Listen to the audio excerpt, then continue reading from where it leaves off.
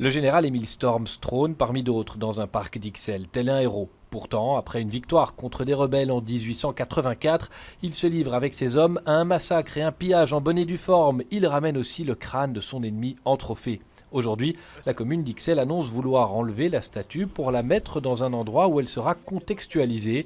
Un bon signe pour ceux qui veulent éveiller les consciences. C'était un militaire belge, il était sous commande, il s'est servi au passage et il a décapité notamment les chefs de village pour leur voler leurs richesses. Bruxelles compte une rue des colonies, mais aussi une fresque aux pionniers du Congo, des boulevards Général Jacques et Wahi. Au total, plus de 70 statues, routes ou lieux dédiés à la colonisation, soit plus que d'autres capitales.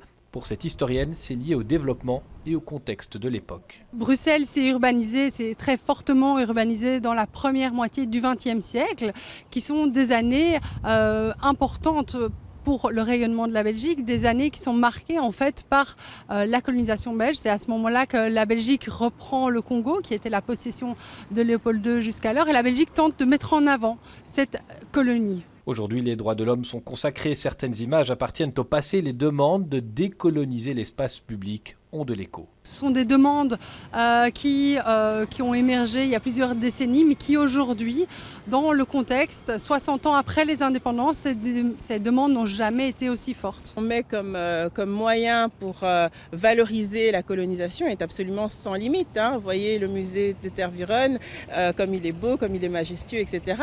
Mais je n'ai pas encore vu de musée de l'immigration, par exemple, qui soit aussi beau et qui ait bénéficié d'autant de moyens. En 2018, un square Lumumba, héros de l'indépendance, était symboliquement inauguré face à la statue de Léopold II qui fit du Congo sa propriété personnelle.